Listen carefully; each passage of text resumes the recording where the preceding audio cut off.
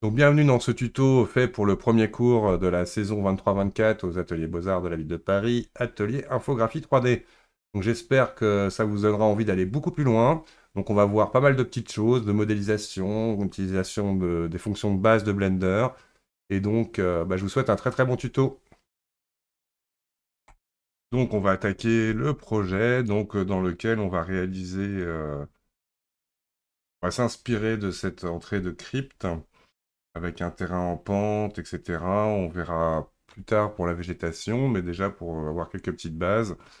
Donc, première chose intéressante, vous pouvez glisser directement. Alors, ce que je conseille de faire aussi, c'est de sauvegarder directement son projet donc là, j'ai un dossier, hop, ABA, script, on va l'appeler script.001. Toc, c'est sauvegardé.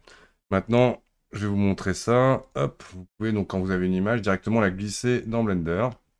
Elle sera glissée par rapport à la vue dans laquelle vous êtes. Donc on voit qu'elle est alignée par rapport à là où je regarde. Mettons que je recommence l'opération avec mon autre image. Elle va automatiquement se mettre face à vous dans la vue perspective. Donc, ça me permet de vous montrer une seconde chose. Donc déjà là, donc ça c'est importé en tant qu'image. Donc on va ici avoir le panneau des propriétés et chaque chose que vous sélectionnez, le panneau est contextuel. Donc en fonction de ce que vous sélectionnez, vous aurez les options correspondantes. Donc là, si je resélectionne mon image, on voit bien ici que c'est une image importée directement. Vous avez en plus la possibilité de scaler directement votre image dans la fenêtre en venant glisser comme ça sur les bords de votre image. Et donc là, ce que je voulais vous montrer, c'est la possibilité, par exemple, Object, Clear, Location. Qu'est-ce que Location? Je vais passer en mode filaire. Donc ici, vous avez les 4 modes d'affichage. Donc il y a le filaire, le Solid Viewport, le Material Preview et le Render Preview qui lui donc travaillera avec les éclairages, les lumières, etc. On peut voir bien évidemment que nos images ne génèrent pas d'ombre, ce ne sont pas des géométries, ce sont juste des images importées dans Blender. On verra qu'il y a la possibilité avec un add-on d'importer des images directement sur une géométrie. Là, ce ne sont que des images. Mais ce qui me permet quand même de vous montrer quelque chose. Donc, objet clear, par exemple, rotation. Mon objet n'a plus aucune rotation. On peut voir que là, pour l'instant, il est complètement à 0, 0, 0, 0. Vous retrouverez ici, donc dans le panneau des Object Properties, les positions, donc les transformations de base de votre géométrie. On imagine si je sélectionne l'autre, Object, Apply, et là vous pouvez mettre par exemple toutes les choses, ou Clear, Location, Rotation ou Scale. D'accord? Donc on voit les raccourcis. D'ailleurs à ce sujet, vous avez en bas à gauche, tous les raccourcis clavier que je ferai seront indiqués au-dessus de la souris, et tous les raccourcis que je ferai avec la souris, par exemple si j'appuie sur ma molette, on voit le bouton du milieu. Si je fais un clic droit, on voit le bouton clic droit. Si je fais un clic gauche, hop, on voit le clic gauche. Et on verra aussi, par exemple, si je fais par exemple majuscule molette enfoncée, le bouton qui va s'afficher, utilisé en association avec la souris, donc dans cette partie-là de l'écran. Donc là, nous allons faire plus simple. Donc je vais créer, donc ça c'est aussi une chose à maîtriser assez rapidement dans Blender,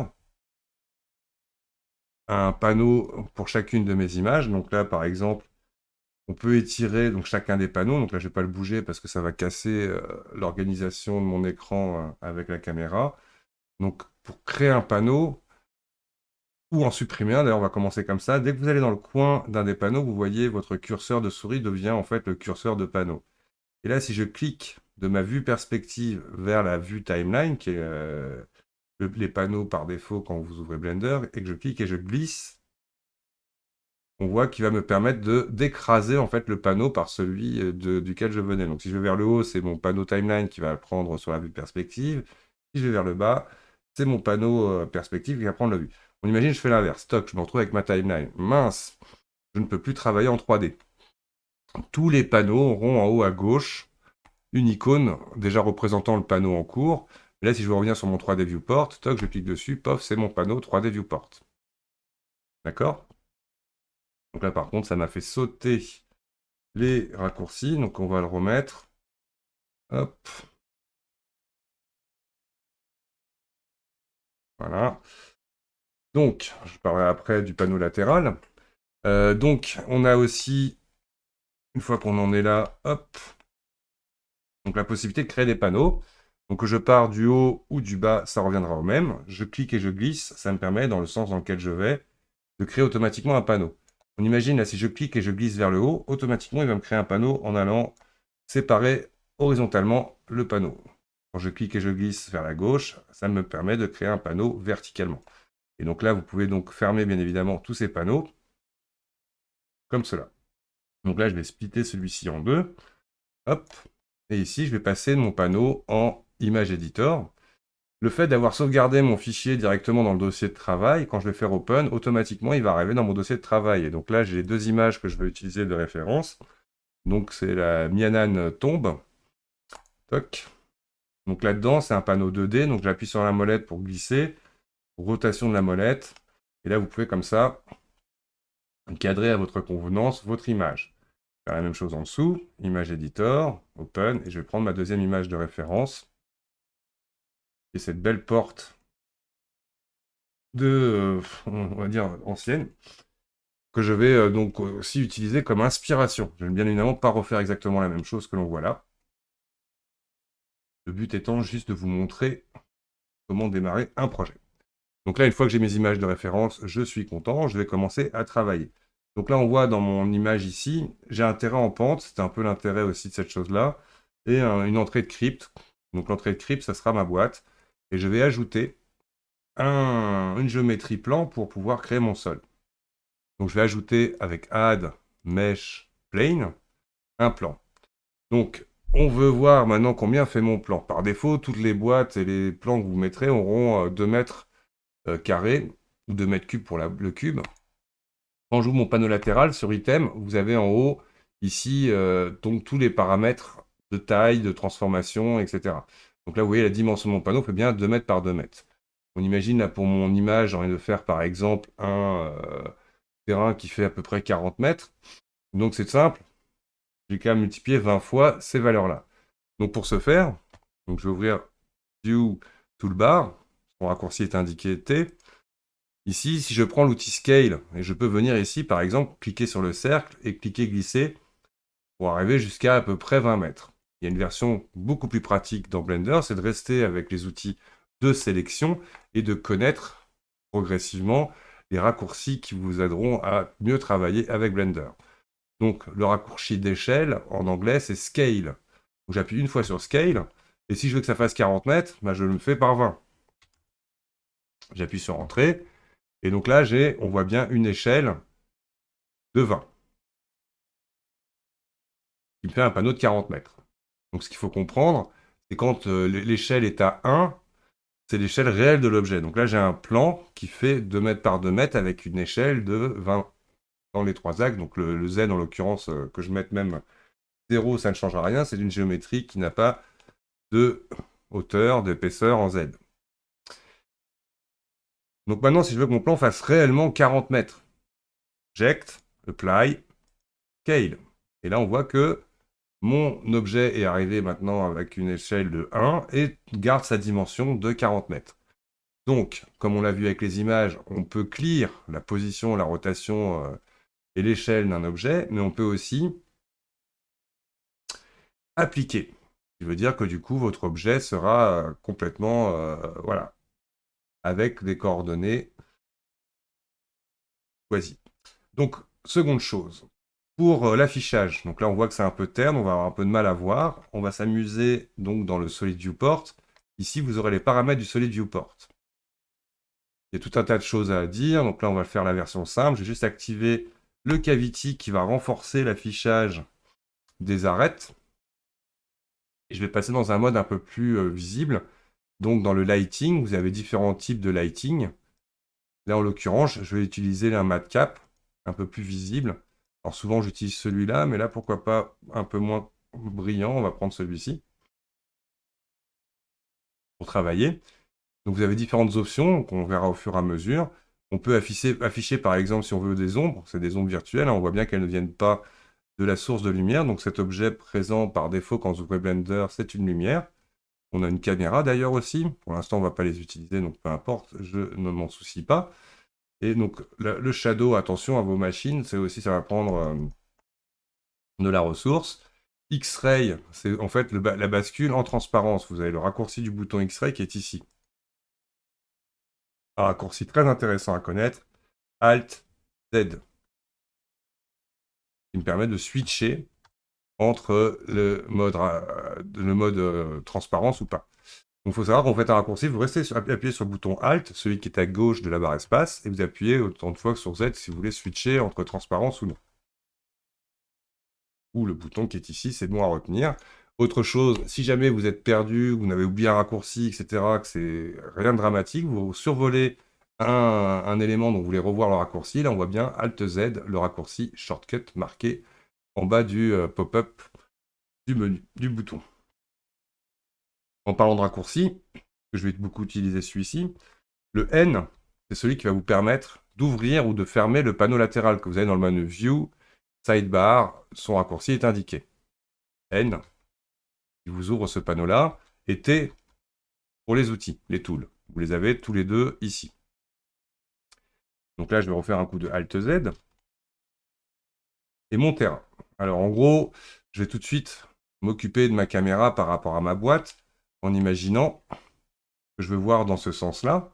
Donc, petite astuce, je suis en perspective pour le moment, et je vais essayer comme ça de retrouver un peu l'angle que j'ai par rapport à ma photo, vraiment pour l'instant très très sommairement, très basiquement.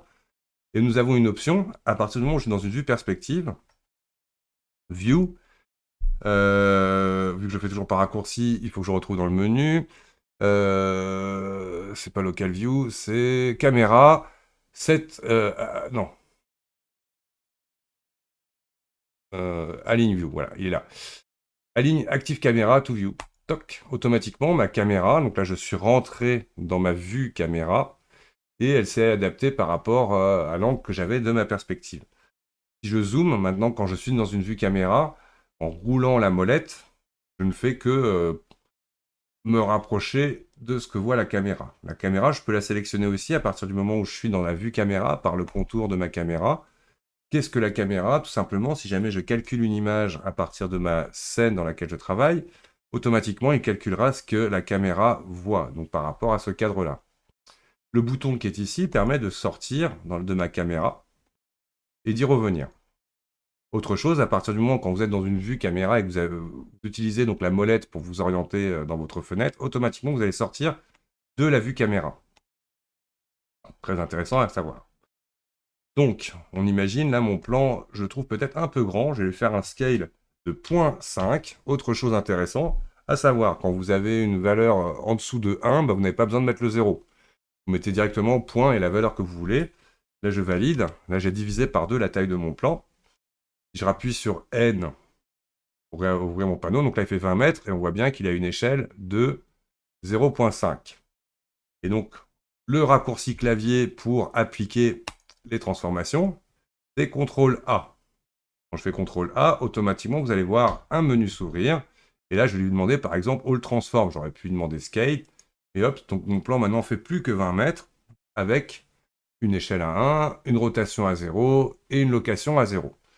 Qu'est-ce que location? Vous verrez que chaque objet que vous allez sélectionner, par exemple, je sélectionne cette lampe, on voit qu'elle a une position et une orientation dans l'espace. Vous avez un petit point jaune qui représente ce qu'on appelle le point d'origine, c'est ton point de référence, c'est ce qui permet à ma géométrie d'être positionnée dans mon univers 3D. Basculer pour bien être clair là-dessus en transparence. Donc là, on voit l'axe rouge et l'axe vert qui représentent toujours le rouge sera le X et Y le vert. Vous avez la possibilité dans les overlays, ce bouton-là qui permet d'afficher donc tous les éléments supplémentaires aux géométries sur l'écran, de venir ici chercher par exemple l'affichage de l'axe Z. Vous verrez que quand vous débutez, c'est intéressant de comprendre la hauteur. Généralement, on pourra dire la largeur pour X et la profondeur pour Y. Vous avez en plus dans votre fenêtre 3D ici un gizmo. Un gizmo, c'est un nom qu'on donnera à un objet qui va vous permettre, comme une boussole, de vous orienter. Et là, vous voyez des choses intéressantes. Par exemple, on voit bien, ça c'est l'axe Y, mais surtout ici, là, on voit des branches qui rejoignent les axes. Tout simplement, ça vous indiquera les axes positifs. Donc par là, je serai en négatif de X, négatif de Z, négatif de Y. Il faut savoir qu'aussi, cette boule est interactive. Si jamais vous n'avez pas de molette sur votre souris, ce qui est bien dommage, que sachez, quand on appuie sur la molette, c'est directement la possibilité de vous orienter dans votre scène. Là, par clic gauche, vous allez pouvoir ici directement orienter votre scène. Et si vous le souhaitez, vous pouvez aussi basculer comme ça directement dans des vues orthogonales.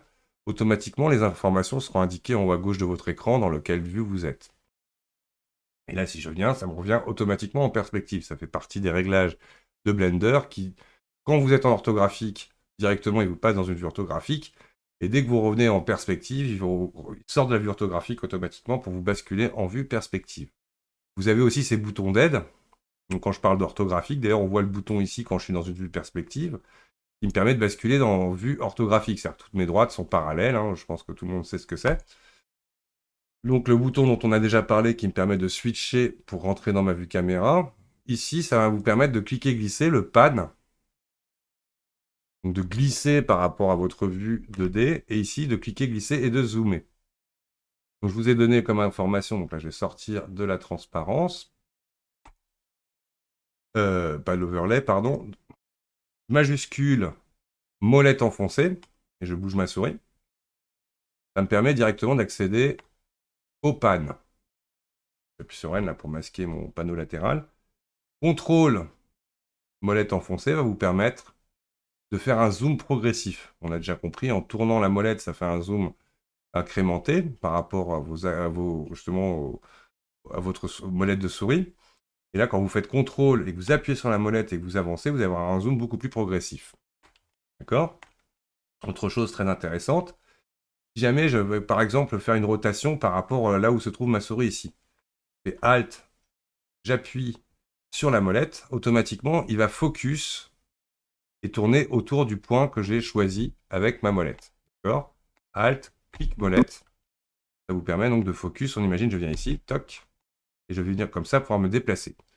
Autre petite chose très intéressante, et là c'est pour ça que je recommande vraiment d'avoir un clavier standard, étant donné que la plupart des fonctions que vous avez dans Blender seront accessibles par raccourci.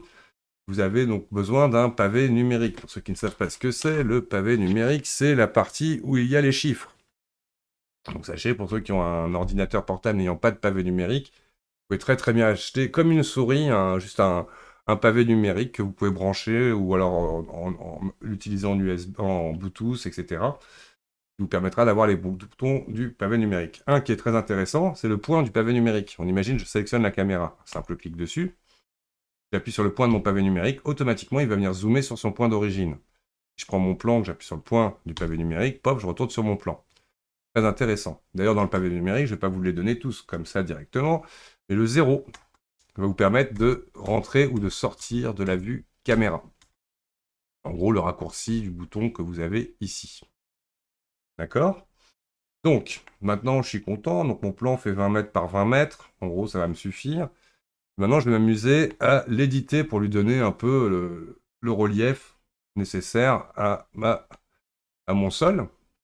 D'ailleurs, mon plan, si je veux le renommer, je peux le faire d'une façon très simple avec le raccourci F2, une fois de plus, clavier standard. Donc la plupart des ordinateurs ont ces raccourcis sur les ordinateurs entre guillemets Windows. Les Mac n'en ont pas. Je crois qu'il y a des fonctions, donc là, il faudra que les experts de Mac interviennent pour venir vous dire ça. Et donc F2 va vous permettre d'accéder directement à la fonction rename, object name, que vous retrouvez dans les fonctions génériques. Ici, vous aurez les fonctions qui sont associées à l'écran dans lequel vous êtes. Et ici, c'est peu importe. Là, c'est vraiment pour le logiciel. Et dans Edit, on va trouver donc le fameux rename active item, donc F2. Et donc là, par exemple, je vais l'appeler Sol. Autre moyen, j'aurais très bien pu lui demander ici, en double-cliquant, donc dans la partie qui se situe ici, c'est l'outliner. En gros, c'est comme votre explorateur de fichiers, et vous y aurez de lister tous les objets que vous allez créer dans Blender. D'ailleurs, à savoir, objet, c'est tout. Que ce soit de l'eau, de l'air, des géométries, des caméras, des lumières, etc. Tout seront des objets. Donc, je double-clique, comme dans un explorateur de fichiers classique, pour renommer. Vous avez aussi la possibilité d'aller dans Object et de renommer, donc Object Properties, Et là où ça va devenir intéressant, c'est qu'il y a des data. Les data, c'est vraiment, donc on imagine, ça c'est comme si on avait un zip et que voilà, et à l'intérieur il y avait d'autres objets. Donc dans les data, ici on retrouve à nouveau le nom plane. Donc savoir que si je développe dans mon menu ici, ça c'est le nom en gros du dossier de la géométrie. À l'intérieur, je retrouve le dossier, le fichier, si l'on veut, plane, que je peux renommer aussi si j'ai envie dans cette case. Ouais. Maintenant, si vous voulez faire propre, hein, vous pouvez mettre sol data, etc. Bon, on s'en fout un peu pour le moment. Donc, maintenant, ce que je veux, c'est, on imagine, donc là j'ai donné un axe comme cela, donc attention déjà par rapport à la largeur, la profondeur, je ne suis pas vraiment bien orienté. On va imaginer que je veux changer du coup mon angle de vue pour avoir la profondeur sur l'axe Y et la largeur sur l'axe X. Et donc là, je viens à nouveau faire le raccourci qui va me permettre, le raccourci, justement, je vais vous indiquer le raccourci qui permet d'aller chercher le Align View, CTRL, ALT, NumPad 0. Donc si je fais CTRL, ALT et mon pavé numérique 0, toc, automatiquement, il va venir cadrer ma caméra. Donc c'est pas très simple. Du coup, maintenant, si j'ai envie de déplacer ma caméra, je pourrais la sélectionner, faire un grab de ma caméra. Donc là, j'ai fait grab qui correspond au déplacement. Donc, à savoir, très important, ces trois raccourcis que vous utiliserez beaucoup dans Blender, G, R, S, Grab, Rotation, Scale. Donc, quand j'active G, automatiquement, c'est que je déplace mon objet. Donc là, on voit que ça peut avoir un intérêt, par exemple, si je fais rotation, hop, un peu moins. À chaque fois que vous avez une action que vous avez lancée en cours et que vous voulez en sortir, clic droit, c'est un peu comme échappe, vous permettra d'annuler cette action. Le meilleur moyen de maîtriser le positionnement, donc l'orientation de votre caméra, donc là je vais ouvrir mon panneau latéral et j'en profite aussi pour monter les petites flèches que vous voyez à chaque fois dans votre fenêtre, indiquent qu'il y a un menu derrière. Donc là si je clique sur cette petite flèche ici, on voit qu'automatiquement ça va aussi m'ouvrir mon panneau latéral. D'ailleurs je peux le fermer en me mettant sur le côté, parce qu'on peut l'élargir si je veux, mais je peux aussi le réduire. Ah tiens, c'est quelque chose qui fonctionnait avant. Oui, il fonctionne toujours. Donc là on peut l'ouvrir, hop, et vous avez le menu View. Dans le menu View, il y a une fonction, en tout cas pour l'instant, qui va être très très intéressante, c'est le Camera to View. Camera to View va automatiquement vous permettre, dans votre vue caméra, de l'orienter, comme si vous étiez dans votre vue perspective. Je recommande, pour ceux qui ont un clavier standard, donc vous verrez qu'il y a pas mal de petites choses qu'on peut faire de cette façon-là, plutôt que d'avoir à chaque fois à venir ouvrir votre menu Camera to View. Il y a deux solutions. Clic droit dessus, vous pouvez Add to Quick Favorite. Ça veut dire que maintenant, si je n'ai pas mon panneau ouvert, donc je rappelle le N qui me permet d'ouvrir ou de fermer ce panneau-là, et que j'appuie sur Q, je vais retrouver l'option qui va me permettre d'activer ou de désactiver le Camera to View que j'ai ajouté au menu Quick Favorite. Donc chacun des boutons que vous voyez dans l'interface, alors ça sera plutôt intéressant d'aller chercher les options qu'on peut avoir. Par exemple, tout à l'heure, nous avions le Align View, et ceux qui n'ont bien évidemment pas de pavé numérique, de venir l'ajouter à votre menu Quick Favorite plutôt que d'avoir à aller chercher ça dans le menu View. Donc on imagine, là si je me mets dans une menu, à nouveau dans une vue perspective, donc je clique dans ma caméra pour en sortir, je vais mettre mon angle de vue par ici, donc là, hop, je passe par le menu View, Align View, et je viens faire un clic droit là-dessus, Add to Quick Favorite. Et du coup, plutôt que d'avoir à aller le chercher, je cherche dans ma vue, Q, Align, Active Camera, to View, POC. Et ça vient aligner votre caméra par rapport à votre vue perspective. Q, Lock. Là, je reviens automatiquement. J'appuie donc sur mon 0 de mon pavé numérique pour revenir dans la caméra ou le bouton de la caméra. On voit bien qu'il indique NumPad 0. Et du coup, Q, Lock Camera to View, qui permettra comme ça d'orienter ma vue caméra plus facilement, étant donné que c'est important de bien savoir se déplacer dans Blender. Donc, tout ceci étant dit, nous allons, dans la prochaine vidéo, attaquer la modélisation du terrain. Donc on attaque la modélisation du terrain. Première chose, je vais faire une sauvegarde. Toc. Donc automatiquement, il vous indique, là, il a sauvegardé mon fichier par-dessus celui que j'avais créé tout à l'heure. Donc voilà, le point de départ. Il faut savoir que l'interface est sauvegardée dans vos fichiers. pour avoir plus de lisibilité, je vais enlever nos panneaux qu'on avait ajoutés. Travailler avec plus de place. Donc mon terrain, je vais le sélectionner, mon sol. Et pour l'éditer, accéder à sa géométrie, vous avez en haut à gauche du panneau géométrie, Object Mode, et tous les types d'édition que vous pouvez faire. Donc là, je vais dans l'Edit Mode, qui vous permet d'accéder au sommet. Ici, on peut voir aux arêtes et aux faces.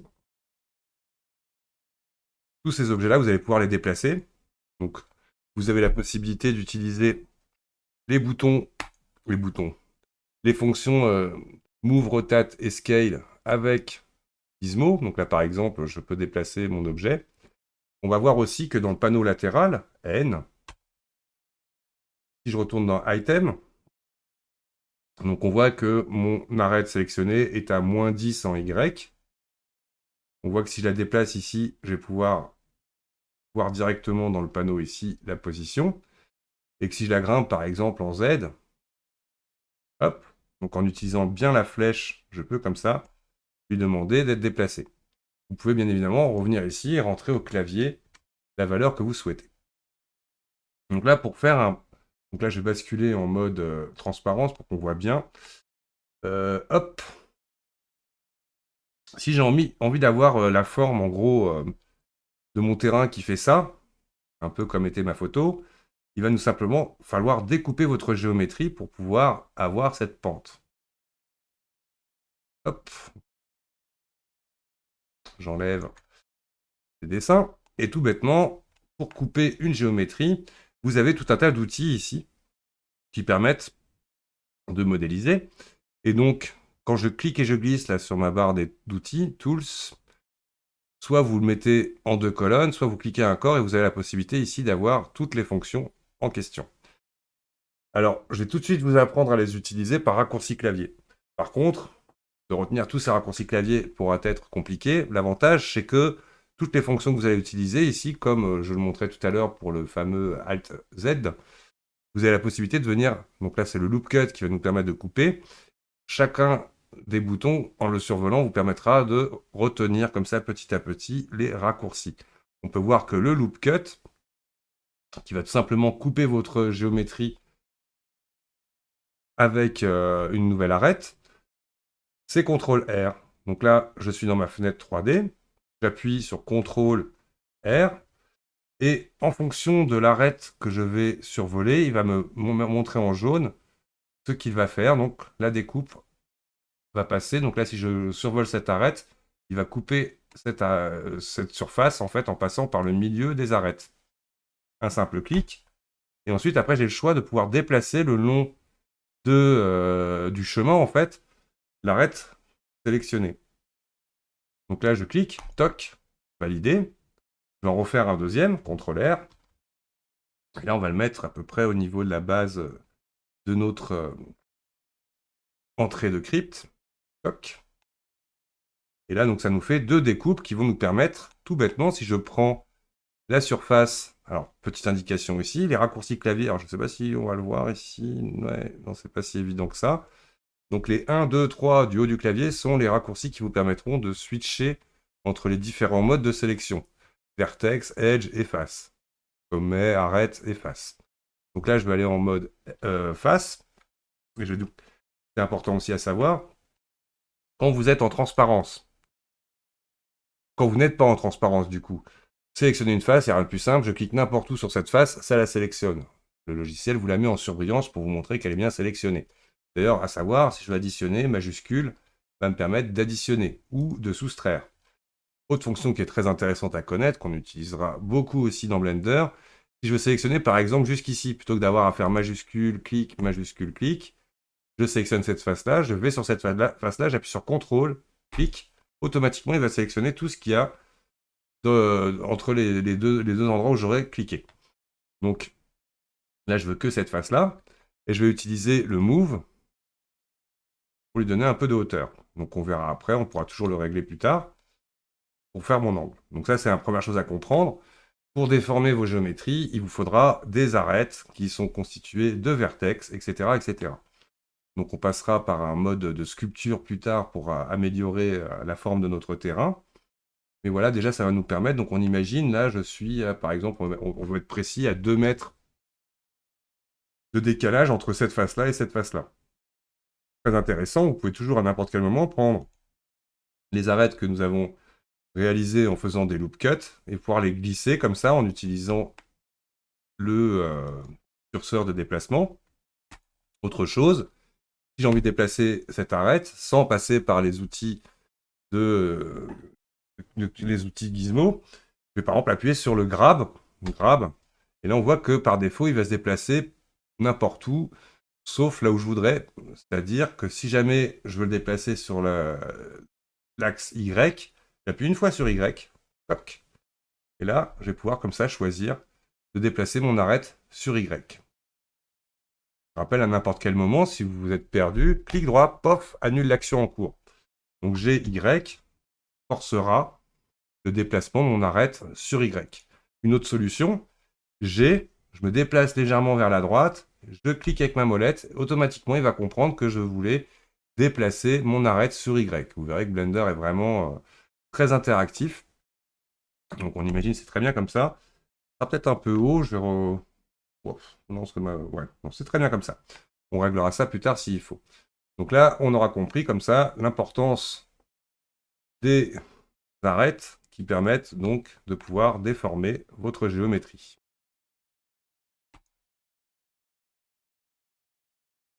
Donc, maintenant qu'on a fait plus ou moins notre terrain, je suis revenu en Object Mode, je vais sélectionner mon cube d'origine qui par défaut, vous voyez, il rentre dans le sol. Je vais lui demander donc, à savoir que mon cube fait 2 mètres cubes par défaut, donc je vais lui faire un G, Z, ce qui va me permettre de pouvoir le grimper en hauteur. Sachant qu'il fait 2 mètres cubes et qu'il était à moitié enfoncé dans le sol, je vais appuyer sur 1. Et toc, automatiquement, bah, du coup, mon cube va grimper de 1. Donc là, c'est là où je vois que mon terrain, hop, je le resélectionne. Raccourci aussi à enregistrer dans son cerveau. Le raccourci Tab, les deux flèches qui s'opposent dans votre clavier au-dessus du verrouillage majuscule, vous permet de rentrer directement dans le mode Edit. Et donc là, on imagine, cette arête, je voudrais qu'elle soit pile poil au centre, collée à la base de mon cube. Bah, je n'ai qu'à ici à le mettre Y 1 mètre. Toc. Là, on sait que le cube faisant 2 mètres cubes, bah, voilà, on voit que automatiquement, je suis vraiment venu me coller ici à comment dire, à la base de mon cube. Ok. Donc là, Tab, je reviens en mode objet, je sélectionne mon cube, et donc là, je vais regarder pardon, le panneau latéral, on va le faire un peu plus large. 2 mètres, on va lui demander par exemple qu'il fasse 3 mètres. Donc c'est assez simple. Je vais lui demander donc sur sa largeur de faire 3 mètres. Automatiquement, on voit qu'il est venu me faire une échelle en X de 1,50 m. De 1,5, c'est pas des mètres, c'est une échelle. Donc là, il est 1,5, donc ça lui fait 3 mètres. Peut-être large, peut-être pas 1,2, toc, un peu moins large, comme ça. Là, je vais venir prendre la face qui est à l'arrière, donc j'appuie sur le bouton Tab. Je viens sélectionner ici le mode face. Je prends cette face-là, que je veux reculer maintenant sur l'axe Y. Vous le voyez aussi ici. Donc là, je vais faire G, Y, et je vais pouvoir comme ça déplacer un peu mon cube. Je vais sélectionner maintenant, on va rester à 2 mètres sur le côté le plus bas. Là, je vais faire un toit pentu. Donc comme pour notre terrain, si je veux mettre une pente à mon toit ici, je vais venir utiliser le loop cut. Bien évidemment, si vous n'arrivez pas à retenir les raccourcis, rappelez-vous qu'en survolant les boutons de la barre d'outils, vous pouvez avoir accès à leurs raccourcis. Ou vous venez, sinon, utiliser l'outil, puis là, vous venez comme ça, hop, vous voyez, un clic, hop, c'est tout. Je sors, après, je reviens avec l'objet qui m'a permis d'avoir cette nouvelle arête, coupant mon cube complètement par le centre des arêtes survolées. Et là, bah, par exemple, on peut prendre uniquement cette arête-là que je vais décaler vers le haut pour lui donner la pente que je veux.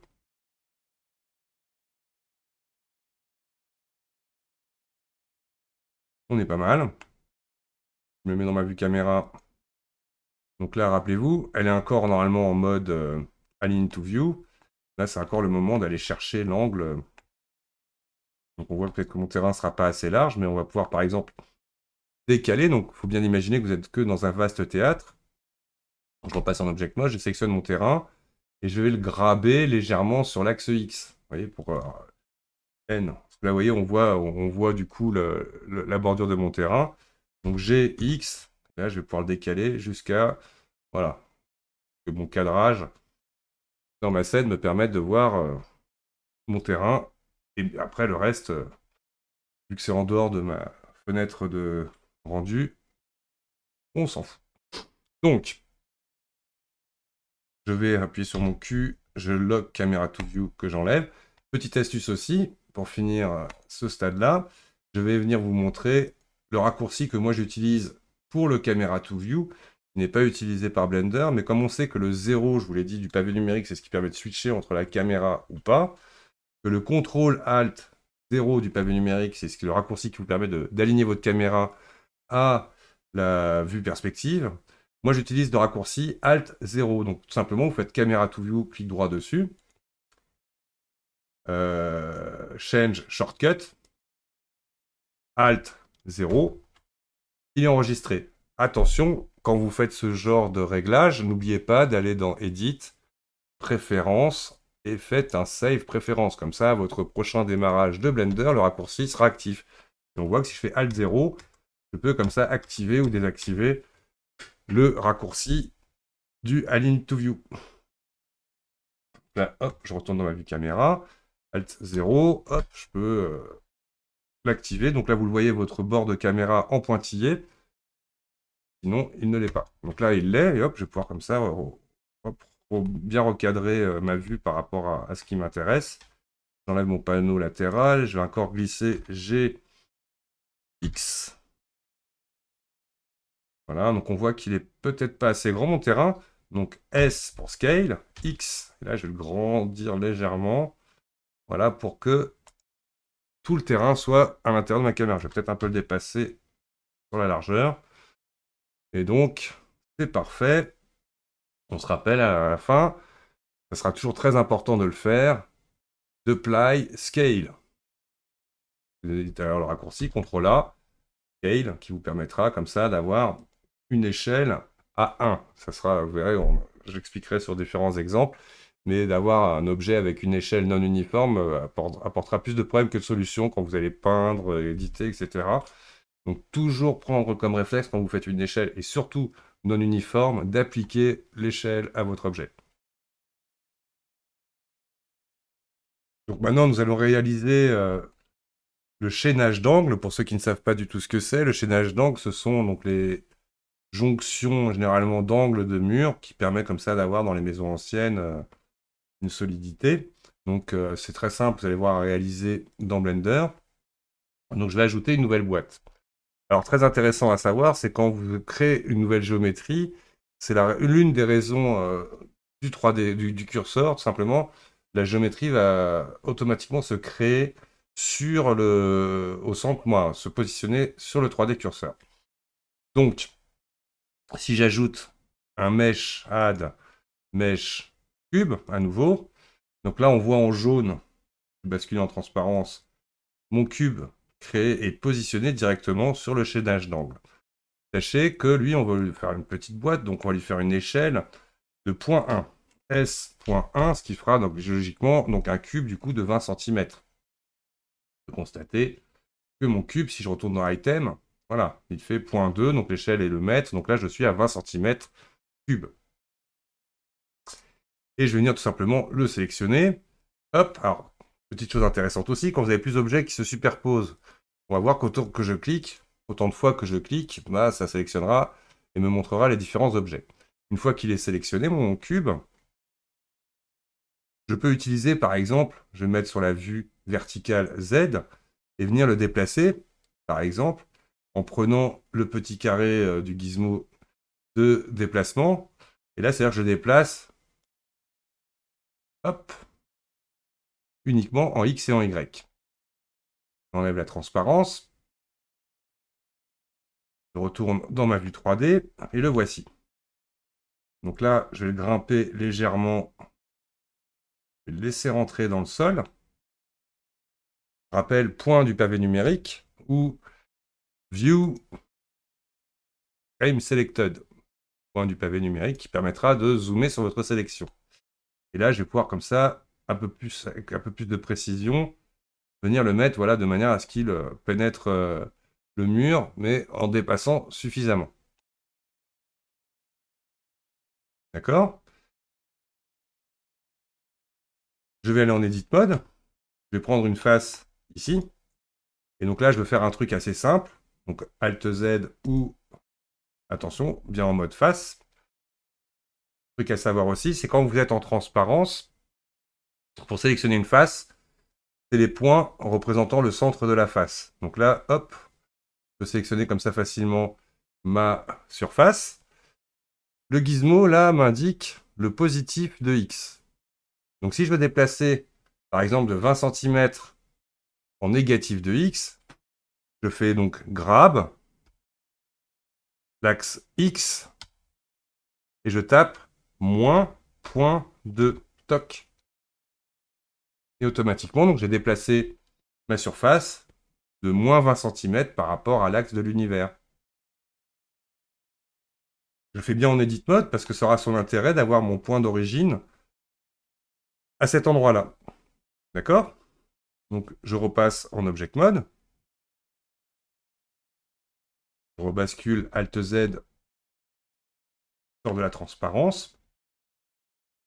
Et je vais dupliquer ce bloc en laissant une légère ouverture ici. Donc pour dupliquer un objet, rien de plus simple dans Blender. Soit vous faites clic droit, copy object, ensuite paste object. Soit il y a directement la fonction majuscule D, duplicate object. Donc je vais vous le faire comme des pros, majuscule D.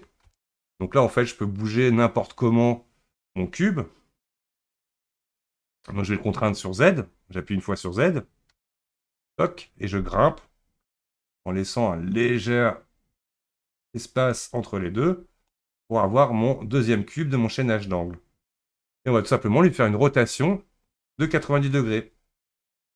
Donc pour la rotation, rien de plus simple, R, l'axe Z, c'est-à-dire que je vais tourner autour de l'axe Z et je tape 90. J'appuie sur Entrée pour valider. Et on voit que mon objet a une rotation de 90. Alors peut-être que je vais légèrement, pour l'exemple, décaler pour qu'on les voit un peu mieux vers l'extérieur comme ça. Toc.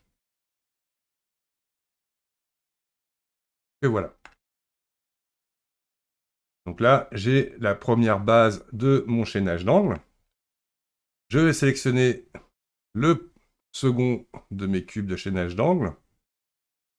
Shift, enfoncé, je clique sur le deuxième. Encore quelque chose d'important. On voit le premier qui était sélectionné en orange et le dernier en jaune. Le but étant d'attacher ce cube-là à celui-ci. La phrase déjà l'indique, je veux attacher ce cube-là, Shift, à celui-ci. Donc je sélectionne en dernier celui que je veux sélectionner. On voit bien aussi dans l'outliner, mon cube 0,1 est en jaune et l'autre en orange. Pour les joins, rien de plus simple, encore une fois de plus avec Blender et son interactivité, vous les avez dans votre clic droit, si vous ne vous rappelez pas du raccourci. Et là, vous allez voir, Join, CTRL-J, toc. Donc, ces deux cubes maintenant sont joints. C'est-à-dire que si je vais en Edit Mode, je vais passer en mode Vertex, on va voir que du coup, tous les points de ma géométrie seront attachés. D'où l'intérêt de comprendre qu'on peut avoir différents éléments dans notre objet. Sauf que là, on ne le voit pas de cette façon-là, mais là, j'ai différents éléments. Je retourne en Object Mode. Je m'aperçois là que mon échelle, pour l'instant, est tout le temps, est toujours avec des valeurs. Donc, je vais faire Object, Apply, Scale.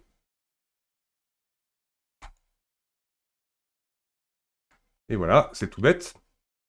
Ce qui va me permettre maintenant de vous montrer comment le dupliquer. Je pourrais le cloner comme je vous l'ai montré avec le majuscule D, etc., etc. Il y a quand même beaucoup plus simple dans Blender. Je le sélectionne. Dans le panneau des Properties, vous avez une espèce de clé ici qui est le Modifier Properties. C'est-à-dire qu'on peut appliquer des propriétés à nos objets. Et donc là, vous avez donc depuis la version 4 un nouveau menu. Avant, quand vous appuyez là-dessus, vous avez un grand panneau qui, en fonction de vos écrans, pouvait poser souci. Donc là, ils ont splitté en différentes catégories les, les options.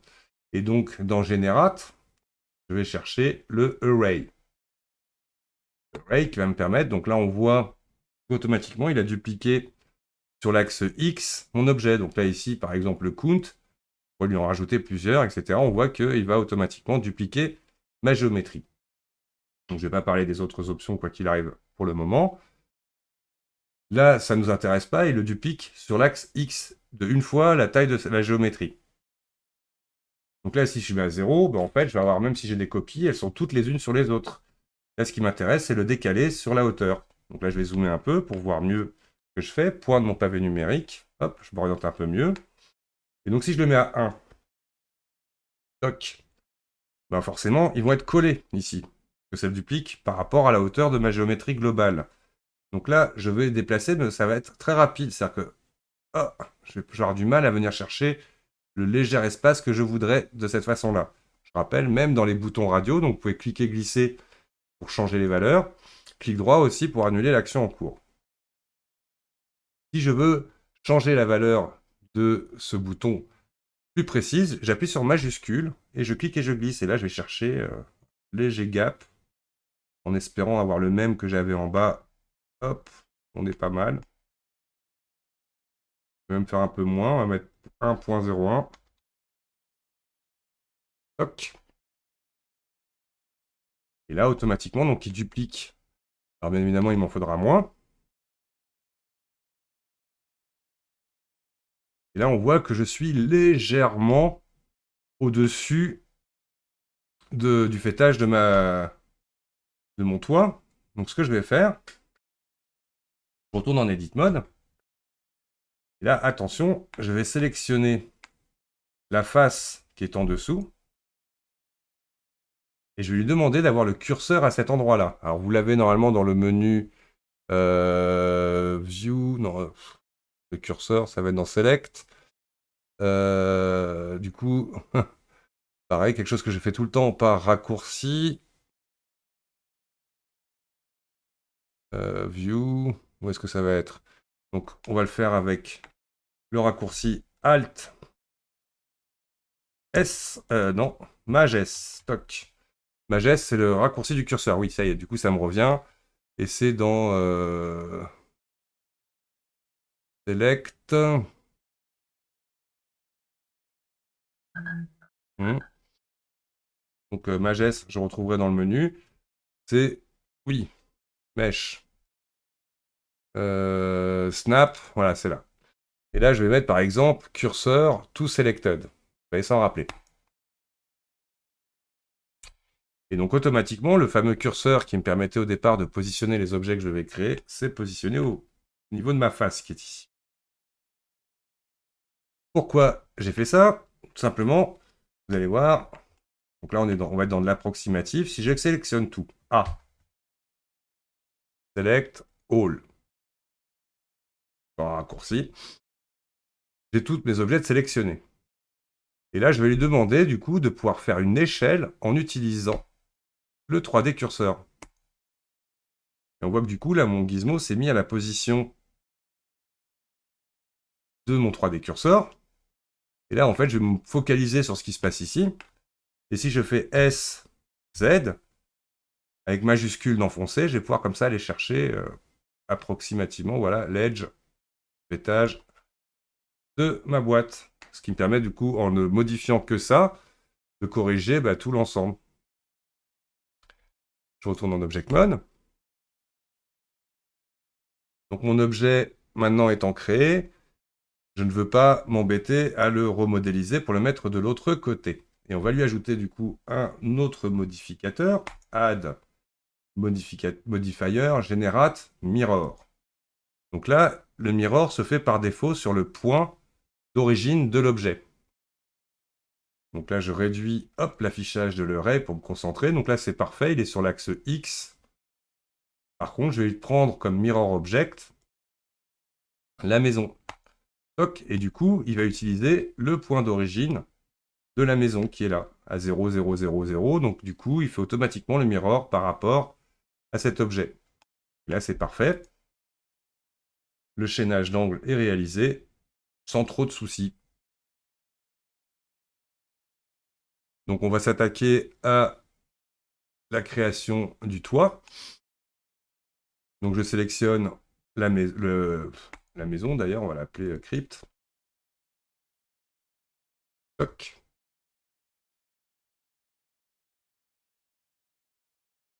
Mon chaînage d'angle.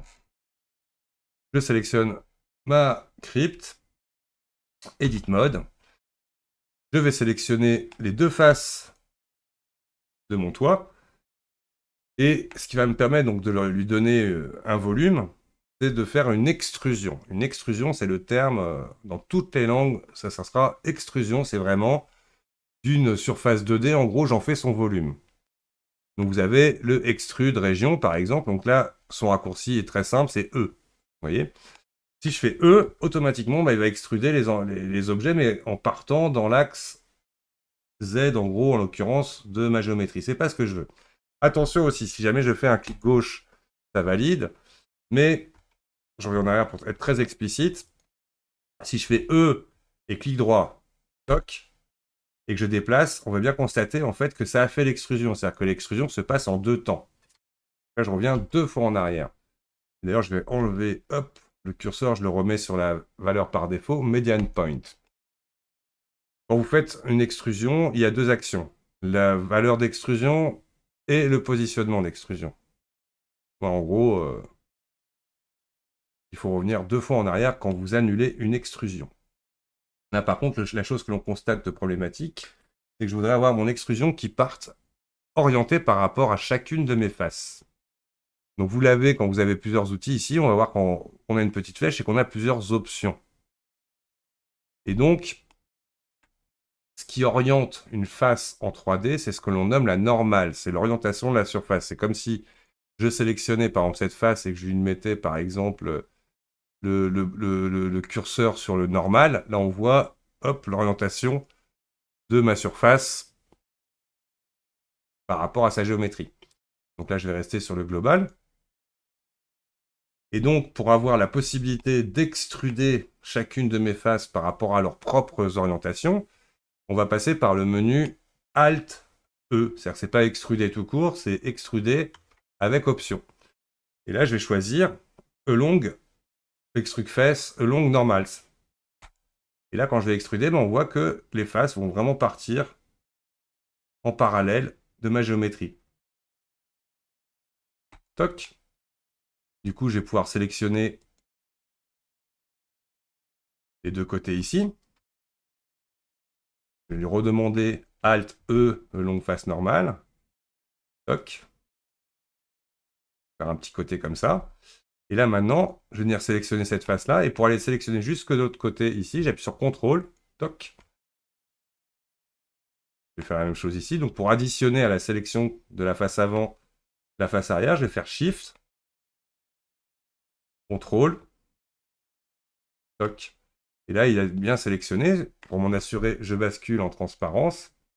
Uniquement les faces, là, pour refaire justement l'avancée de mon toit. Et là, pareil, Alt-E pour qu'il parte face à chacune des normales. Comme cela. Et j'ai réalisé le toit de ma crypte. On va s'amuser ici à lui faire une petite surface plane. Donc pour ce faire, je vais sélectionner l'arête qui est ici. Donc je bascule en mode arête sélection, edge sélection. Okay. CTRL enfoncé, je vais chercher ici, comme ça il va prendre tout de suite la longueur.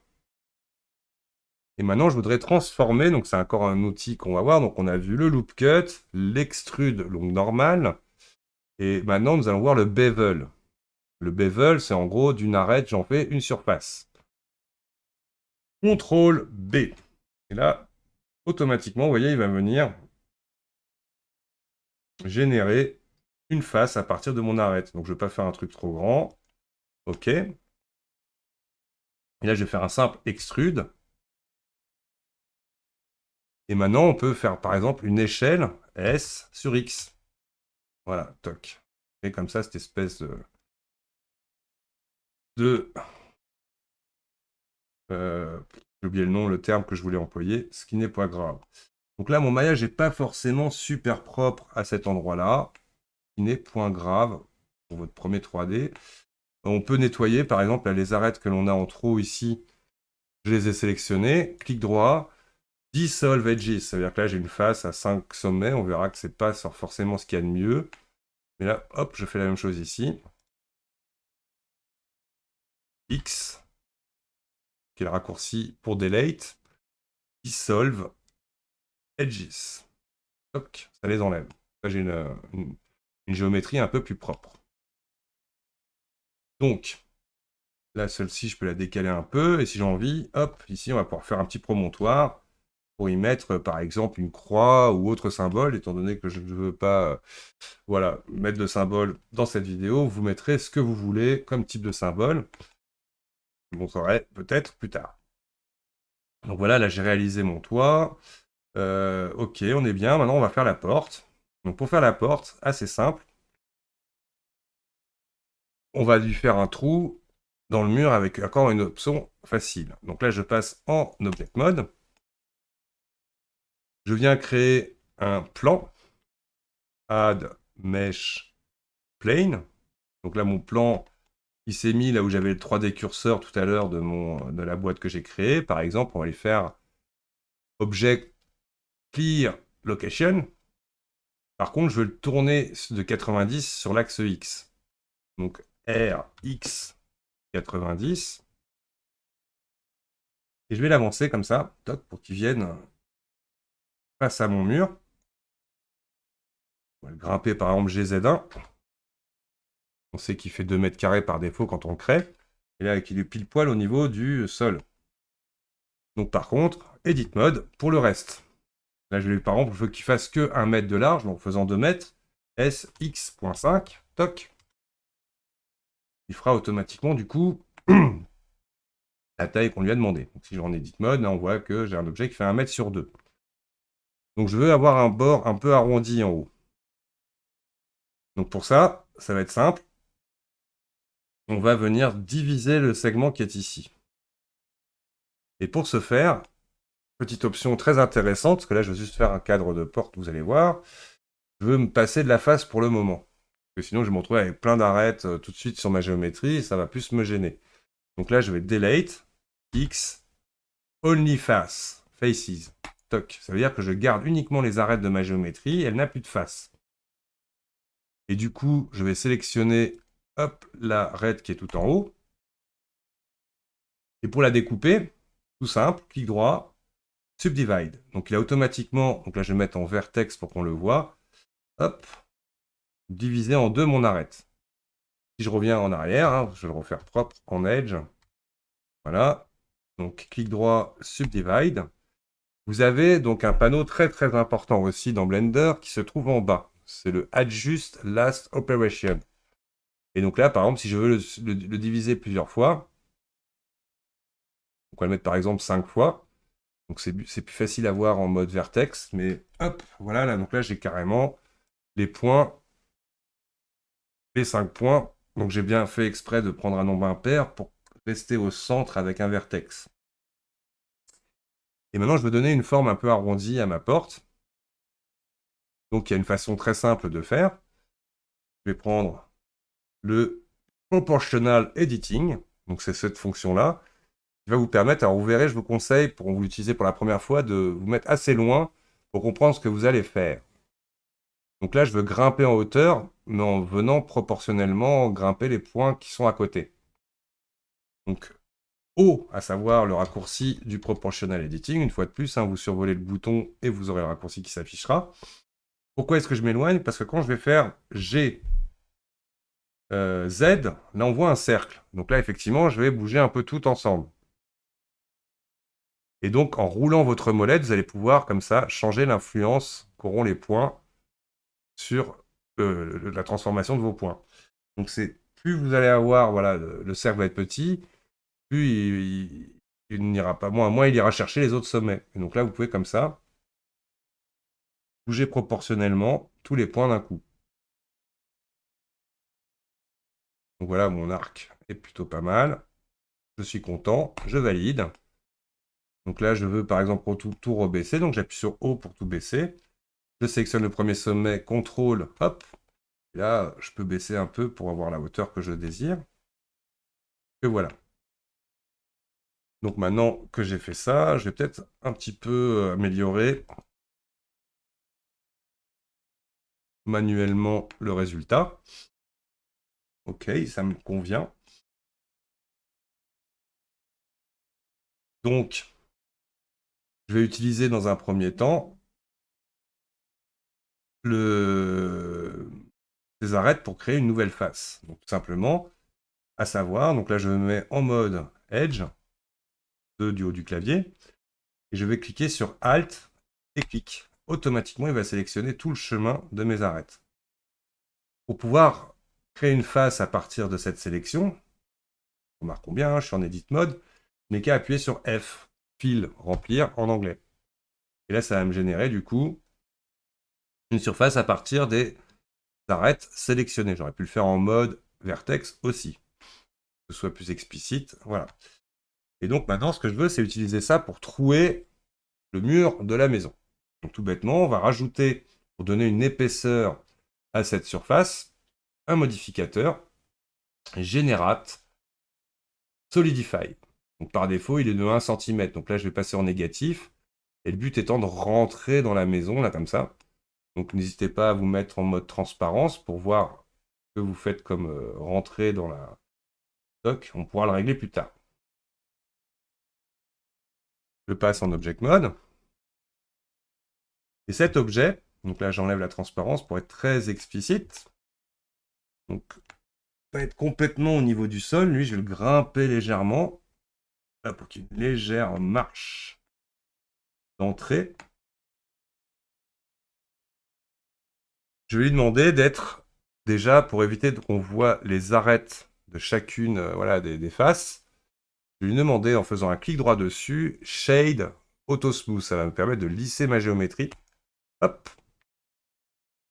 Donc avec un angle, je crois que par défaut c'est 30 degrés. Donc je vais dans les datas vous montrer où c'est. L'Auto Smooth, voilà. C'est-à-dire qu'au-delà de 30 degrés, en dessous de 30 degrés, ça fait partie du même lissage. Et au-delà de 30 degrés, hop, ça fait une arête marquée. Par contre, cet objet va me gêner visuellement pour vous montrer la suite. Je vais lui demander dans les Object Properties, Visibility, Viewport Display, pardon, on va le placer en Display as Wire. Toc. Comme ça, il ne m'affiche dans ma fenêtre de travail uniquement le filaire de ma géométrie. Et donc, le principe étant, je sélectionne la géométrie de ma crypte, et on va lui ajouter un modificateur qui va permettre de trouver cette géométrie à partir de celle-ci. Add modifier, generate, Boolean. Boolean, il faut savoir que ce nom, c'est le nom simplement du mathématicien qui a inventé la formule, le mathématicien grec.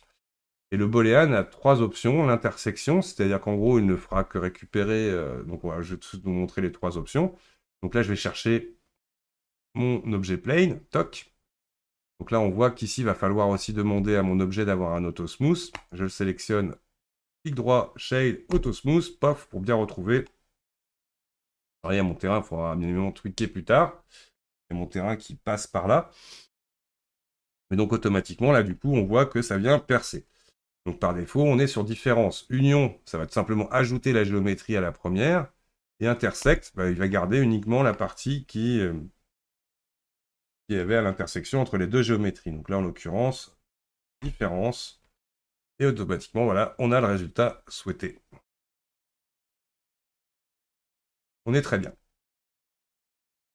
Je vais dupliquer l'objet plane. Donc je rappelle, pour dupliquer, vous pouvez faire par exemple copy object, paste object. Et le duplicate object nécessite un move derrière ça. En gros, quand vous faites ça, l'objet va se déplacer. On peut duplicate, HD, et clic droit pour annuler le déplacement. Et donc là, celui-ci, je vais lui enlever le solidify. Toc. Le but étant, on va lui enlever l'affichage wire. On le remet en texturate, qui est la valeur par défaut dans le viewport display. Et là, je vais venir supprimer plusieurs choses. Edit mode. Donc là, je vais déjà, comme on a fait tout à l'heure, X pour delete only faces. Et je vais venir sélectionner l'edge qui est tout en bas, que je ne veux plus. X, edges. Toc. Donc en gros, là, si j'isole un truc très intéressant aussi, je suis en train de travailler sur cet objet si je ne veux voir que cet objet. Menu View, Local View, Toggle Local View. Donc une fois de plus, ceux qui n'ont pas de pavé numérique, on voit que c'est le slash du pavé numérique, le raccourci. Les gens qui n'ont pas de pavé numérique, clic droit, Add to Quick Favorite. Donc quand j'appuie sur le slash de mon pavé numérique, je me retrouve uniquement avec ça. Là, ça sera le chemin que je vais utiliser pour générer les pierres autour de ma porte. Donc je rappuie sur le slash de mon pavé numérique. Je me remets en mode object. On a de la chance, on sait qu'ici on était à 1 mètre. Donc là, si je déplace mon objet, hop, je n'ai qu'à lui demander ici d'être à Y 1 mètre. Toc. Et là, il vient bien suivre l'arête du contour de la porte. Hop. Donc à la rigueur, on va masquer mon terrain. En attendant, le sol, je peux venir ici, le masquer pour ne plus être embêté là par la partie qu'on voyait ici, qu'on réglera plus tard. Je peux masquer aussi le plane, que je peux masquer. Alors pourquoi est-ce qu'on a deux options? Celui-ci, c'est pour masquer dans le viewport, l'œil, et l'espèce de petit appareil photo, hop, fera tout simplement masquer votre objet quand vous calculerez une image.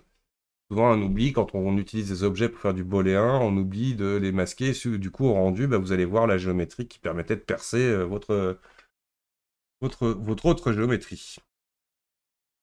Donc là, mon objet, c'est parfait. Par contre, maintenant qu'il est bien positionné, je vais lui demander Object, Apply, All Transform. Toc, déjà pour qu'il n'y ait plus d'échelle. Quoique, on va faire différemment. Je vais vous montrer. Je vais en Edit Mode, je vais sélectionner le mode Vertex, donc Tab et 1 du haut du clavier pour passer en mode Vertex, et je vais sélectionner ce vertex-là. Comme on l'a vu tout à l'heure, Mesh, Snap, Cursor, tout Selected. Pour que le prochain objet que je vais créer se mette automatiquement ici. Je repasse en mode Object. Et on va ajouter Add, Mesh, Cube. Donc là, automatiquement, il crée mon cube à l'endroit où je lui ai demandé. Directement, donc, grâce au panneau Adjust Last Operation, je vais lui demander d'être à la même taille que ses copains de tout à l'heure, à 0.2. Toc. Pour qu'il soit ici. Et là, ça va être très très intéressant. Je ne bouge surtout pas mon objet en mode objet. Je vais aller en Edit Mode. Et là, pourquoi pas avec mon Move, avec tout sélectionné. Je rappelle pour sélectionner tout. Donc si vous faites un clic dans le vide, ça désélectionne. A pour tout sélectionner ou menu Select All. Là, je vais vraiment bouger tout. Et le principe étant de faire un peu comme tout à l'heure. Là, je vais le basculer ma géométrie. Toc. On va mettre à peu près comme le cube qu'on avait ici. Et hop. Comme cela. Alors, on voit que ça pourrait être intéressant, ça on le réglera plus tard, d'avoir un peu de cohérence par rapport aux différentes géométries. Mais là, hop, ce que je veux vous montrer maintenant, c'est un array différent. Ce qu'on va utiliser du coup, quelque chose qui est important dans ce que je vous montre, c'est que la ligne que j'ai utilisée là pour créer le chemin cadre de ma porte, son point d'origine, il est à 0, 0, 0, 0. Ça va poser problème. Quand vous utilisez un array, en gros, avec une curve, il va falloir vraiment être très précis. Il faut qu'en fait, les points d'origine soient au même endroit. Donc c'est très intéressant. Là, c'est que je vais demander à ma curve, on va dire, curve. Toc. On va convertir en curve plus tard, mais en tout cas que son point d'origine, donc cette origine, vous l'avez maintenant aussi dans le clic droit, cette origine, tout 3D curseur. Donc ça bascule du coup là mon point d'origine au même endroit que mon cube. Pour ce que je vais vous montrer, c'est très important. Donc la première chose qu'on va lui demander, c'est un array, add modifier generate array. Comme tout à l'heure, on va le mettre à 0 en x et pourquoi pas 1.01 en z. On vérifiera, c'est peut-être pas assez lui. 1.02. Ça sera mieux. Et donc là, maintenant, si je mets, hop, évidemment, il ne va pas suivre tout seul la curve. Donc on va rajouter un autre modificateur. Donc à bien comprendre dans l'organisation des modificateurs, général, c'est-à-dire que ça va générer du maillage en plus, comme on peut le constater. Et là, on veut le déformer. Et donc là, je vais tout simplement aller chercher le curve. Et je prends, hop, la géométrie qui est ici. Et le terme que je viens d'employer est important. Pour l'instant, c'est un maillage. Donc on ne peut pas utiliser un maillage. On ne peut utiliser qu'un objet curve. Donc tout bêtement, donc sachez que vous pouvez créer des curves. Là, ce que je veux, c'est que ce maillage devienne simplement mon chemin curve droit, converte tout, curve. Si je resélectionne mon array, là, je vais retrouver ici, c'est le moyen d'aller dans la liste, chercher directement ma curve, toc. Et là, il faut choisir le bon axe. Donc, a priori, ça va être Z. Et là, ça fonctionne. Donc là, maintenant, si je viens ici, rajouter à mon array, il aille jusqu'en bas. Par contre, on constate un truc. Toc. Voilà. Donc, on va régler après la taille. C'est qu'en fait, par rapport au premier point de ma curve et le dernier point, vous voyez, il y a un petit peu de soucis qui vont être générés. Donc là, je sélectionne mon mesh qui est passé en curve. Je vais en Edit Mode. Je vais sélectionner les deux points qui sont ici.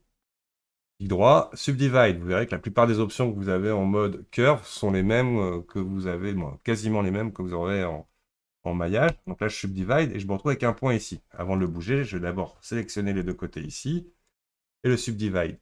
Et là, en prenant ces deux points-là, si je les grimpe, toc, on va pouvoir comme ça maîtriser l'angle. Hop. Et un truc intéressant, c'est que du coup, on va venir maintenant travailler la position. Alors, pourquoi est-ce qu'il me fait ça? Donc là, on va demander à mon curve d'être visible en édition. Et lui aussi. Toc. Normalement, je devrais le voir.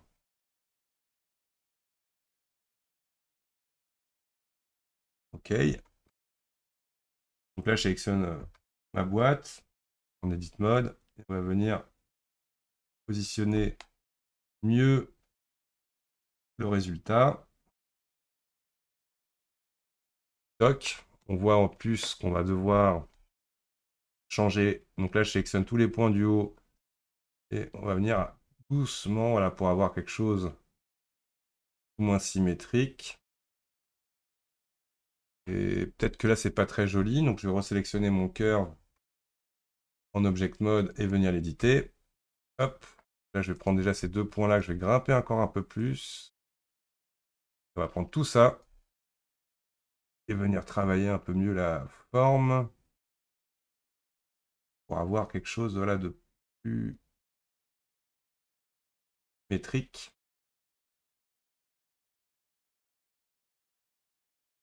Ok, donc là j'ai un array de trop. Toc. Alors pour éviter cette déformation, je vais venir faire une découpe, CTRL R. Toc. Peut-être pas assez. Oh, on est bien. On est déjà pas mal déjà dans notre exemple. Donc voilà, on voit comment on peut éditer toutes nos géométries. Travailler avec des modifiers. Je vais réafficher mon sol. OK. Me semble un peu... Non, non, c'est parfait. Donc, je suis pas très aligné avec le chaînage d'angle. On va dire on pourrait faire encore beaucoup mieux. Mais là, hop. On va rester comme ça. C'est le règle, je voulais pas voir en edit mode. Voilà, comme ça. Si je vais en edit mode, on va juste le voir, mais pas chez... Ouais, bref. Là, je dirais que c'est déjà suffisamment bien. Il y a un autre moyen d'ailleurs pour voir attention, mieux vos géométries. Vous pouvez, si vous avez comme ça du mal à les voir, vous pouvez mettre un random qui vous permettra comme ça d'avoir des couleurs random dans votre affichage pour mieux voir le résultat. Alors, juste un dernier petit truc avec mon sol. Pour éviter d'avoir ce trou-là, on va venir lui refaire des découpes, CTRL R. On va mettre à peu près un comme ça, CTRL R une deuxième fois ici. Pour avoir ici, hop, CTRL R. On va venir le mettre pour que ça reste à l'intérieur de la géométrie. Et tout bêtement, là, la face qui est là, toc, donc en mode face, je vais la supprimer. X, face, ok. Là, j'ai un vrai trou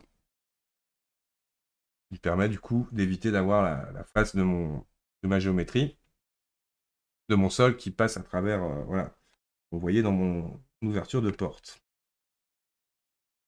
J'ai envie de voir si je peux pas améliorer un petit peu pour finaliser tout ça, mes curves.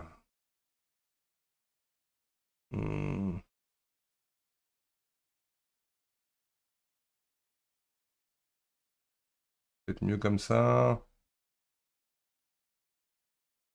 Non, non, c'était bien comme je l'avais fait au départ. On va garder ça comme ça. Pour une première modée, c'est parfait. J'enlève, je repasse en mode matériel. Et là, on est déjà pas mal. Donc, si j'affiche le render preview, là maintenant j'ai ma lumière dans ma scène que je peux m'amuser à placer différemment. Je le mets dans ma vue caméra. Et voilà déjà le résultat obtenu avec ces bases à maîtriser impérativement. Bon, ça me chiffonne quand même cet angle. Je vais tout simplement, hop, Edit Mode, Alt, clic pour sélectionner l'arête qui est ici, et lui demander un bevel, CTRL B, et d'avoir à peu près voilà, la même chose, la même valeur ici. Et c'est un peu mieux, c'est pas parfait. C'est pas parfait, mais c'est déjà mieux. On va voir si je bouge un peu maintenant les points.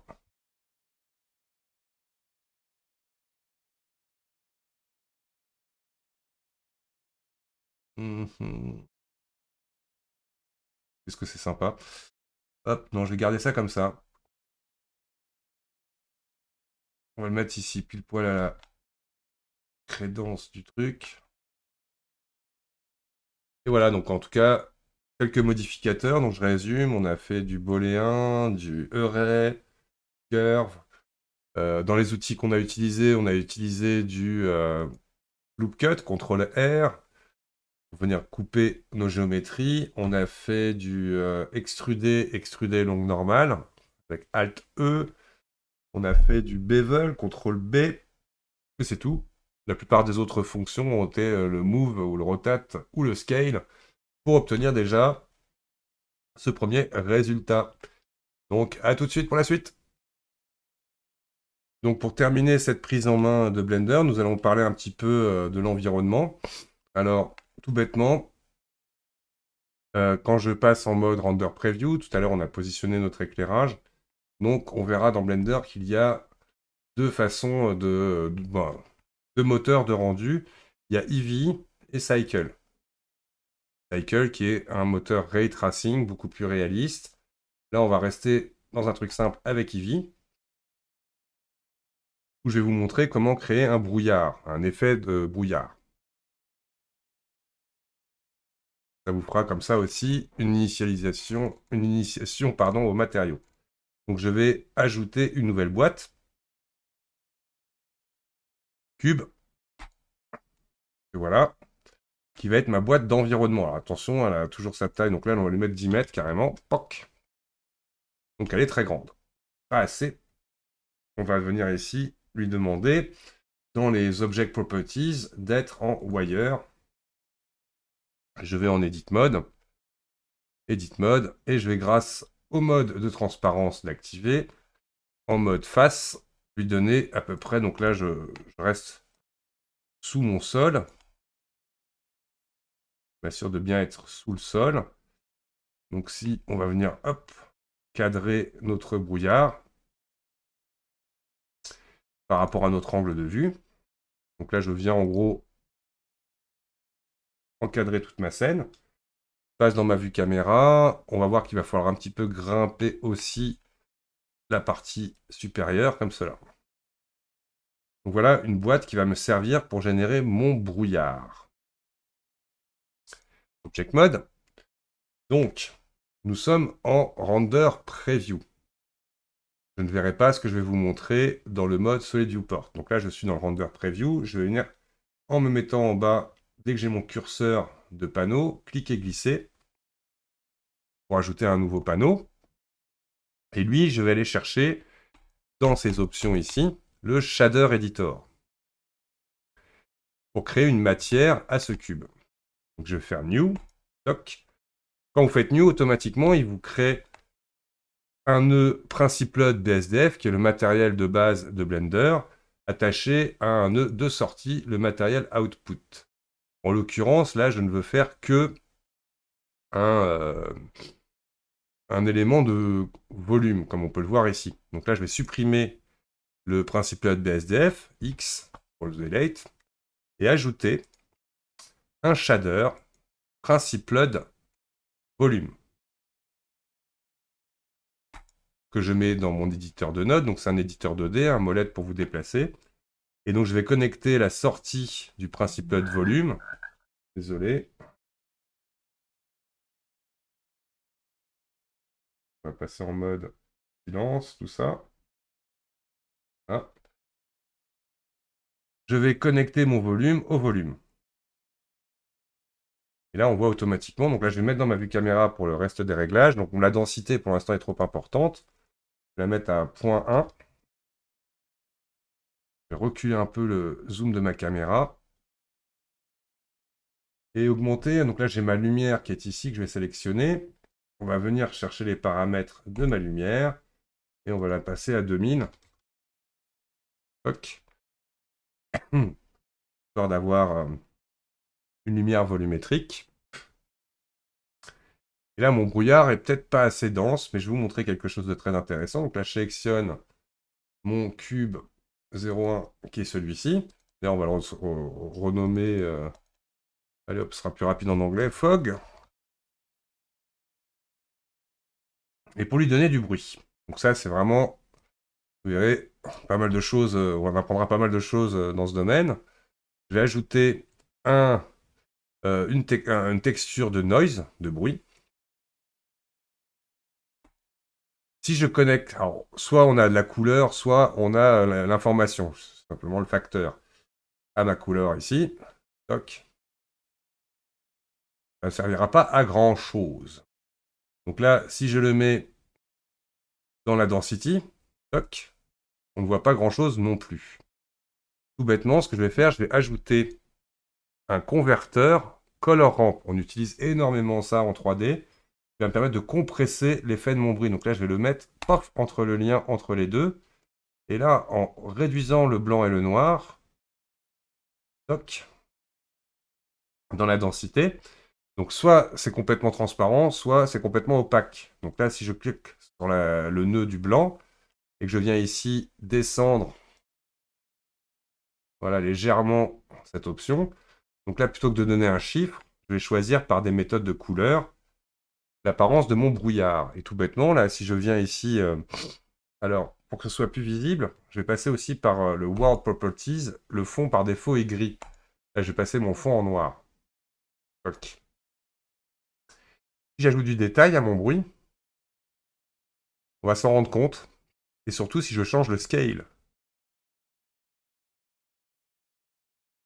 Voilà, par exemple, on va essayer de trouver un truc comme ça. Donc là, il n'y a pas assez de brouillard. Là, à l'inverse, là, dans le noir, je vais venir cliquer ici. OK. Donc si je dézoome, voilà ce que ça me donne. Donc là, ma lumière, bien évidemment, est dans le brouillard. Là, je peux changer, on voit l'échelle de mon brouillard. Si jamais ça c'est trop, hop, on peut baisser un peu la valeur.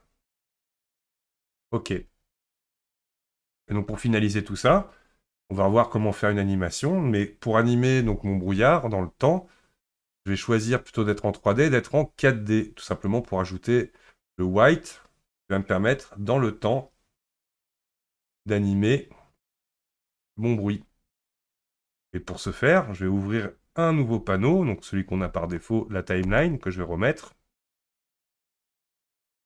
Et tout bêtement, sur la valeur white, je vais faire un clic droit dessus, insert keyframe. Toc. Donc là, il est à 0. Je vais aller à la fin de mon animation et on va le mettre par exemple à 1. Toc. Clic droit, insert keyframe et automatiquement, ça va faire varier mon brouillard. Alors par contre, ce qu'il faut connaître, je vous le montre parce que c'est des bases, si je passe ça en Graph Editor, ce n'est pas mon... non, c'est pas le graphe. Je veux mettre... Hop, timeline. On a bien mes deux... Oui, ma deuxième clé. Oui, il faut que j'affiche, hop, mon panneau. Là, on va voir, pourquoi je suis avec Annotate. Je sélectionne bien le nœud, hop, de mon animation. Là, on voit bien, hop, l'option que j'ai animée, celle-ci. Et donc, je retourne du coup dans le Graph Editor. Et là, on voit en fait, je vais cliquer sur Normalize ici qui va me permettre de mieux voir le résultat. Par défaut, on a des clés qui vont être comme ça, voilà, étirées. Donc là, je vais tout simplement demander à mes deux clés. Donc je sélectionne mes deux points. Clic droit. On peut lui demander d'être en mode interpolation linéaire. Là, il est en interpolation Bézier, ce qui fait que ça démarre doucement, puis ça, voilà, ça permet de lisser l'effet. Donc là, si je veux un effet continu non lissé, je clique sur linéaire. Et du coup, bah, la formation va changer. Hop. Donc là, maintenant, je vais vous montrer, on aurait pu le faire d'une autre façon. Quand on sait, ce que là, c'était pour vous montrer visuellement, justement, vous voyez, grâce au point de Bézier, vous pouvez choisir les accélérations de vos animations. Donc si je reviens sur la timeline, maintenant que ça s'est montré, alors attention, il faut bien aller dans le panneau et ensuite choisir timeline. J'aurais pu sélectionner simplement toutes mes clés. Clic droit, interpolation mode, linéaire. Toc. Là maintenant ma lumière, je vais m'amuser un peu à la tweaker en lui mettant un peu de bleu. Un peu de bleu, disais-je. Hein. Je retourne dans ma caméra pour voir l'effet. Peut-être qu'on va la mettre un peu moins forte. Hein, toc. Mon angle de vue, je veux le changer. On se rappelle, j'ai mis un raccourci Alt 0, sinon, hop, comme ça, c'est très bien.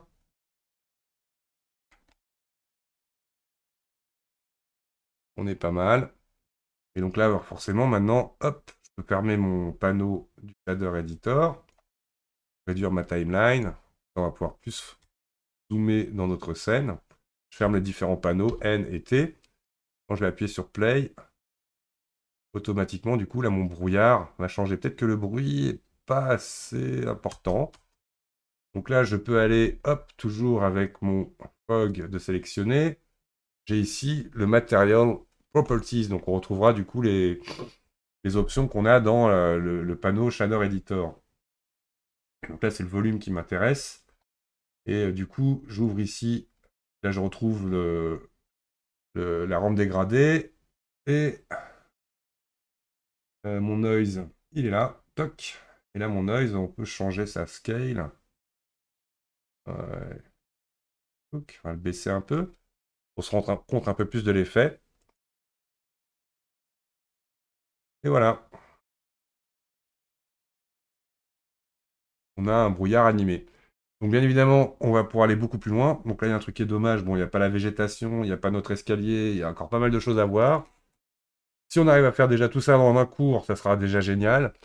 Mais bon, je continuerai ce tuto avec des vidéos bonus, comment mettre de l'herbe, comment faire tout un tas de choses, comment sculpter un peu mieux notre terrain, comment apporter de la végétation, avec add-on ou sans add-on.